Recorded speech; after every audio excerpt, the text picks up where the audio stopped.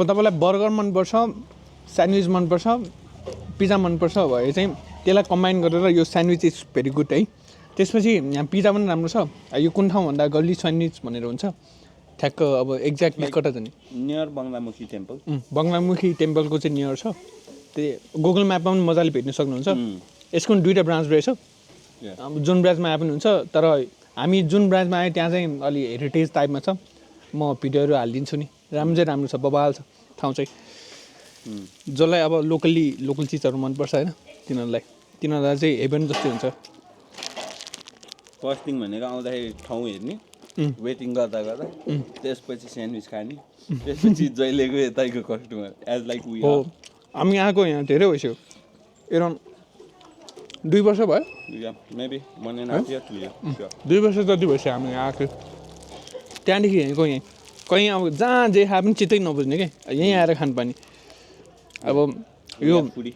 no promotion no nothing है it's really good के really good we are promoting but this is not fucking paid है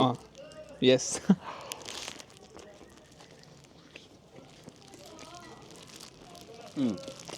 हामीले भन्नु पनि पर्दैन कति खाएको मान्छेहरूले त अभियसली कमेन्ट गरेपछि थाहा भइहाल्छ उनीहरूले भनिहाल्छ हो एन्ड लाइक जसलाई चाहिँ वी आर फेकिङ समथिङ लाग्छ आएर ट्राई गर्दा हुन्छ अनि जसलाई फेक जस्तो लाग्छ यो मिठो छैन जस्तो लाग्छ त्यो यहाँ आएर एकचोटि ट्राई गर्नु 300 is not a big thing होइन यसो हेऱ्यो भने you can come and taste तर गल्ली स्यान्डविच स्पेसल है त्यो चाहिँ चाहिँ स्पेसलै छ क्या नाम त्यसै स्पेसल हालेको छैन जस्तो लाग्यो मलाई बबाल यी चिज यहाँ हेरेछ यो चिजै बबाल छ कि if you look at this कि चिज इज रियली चिजी के चिजको कुरा चिजी नभएसम्म त्यो चिजी नै लाग्दैन कि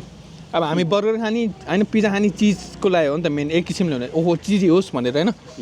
अनि त्यही चिजी नभए मजा आउनु तर यहाँ चिजी छ कि इट सुड बी चिजी कि यही हो अनि यहाँ चिजी नै छ अझै राम्रोसँग हेरेर अब म यो सघाउनुला फेरि अहिले हेर्न पाउँदैन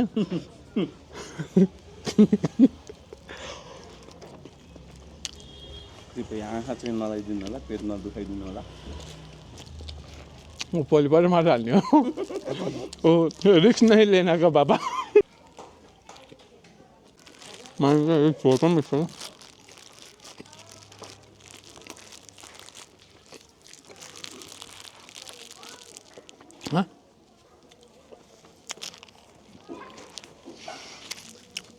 मान्छेले फोरी भनेर भन्दा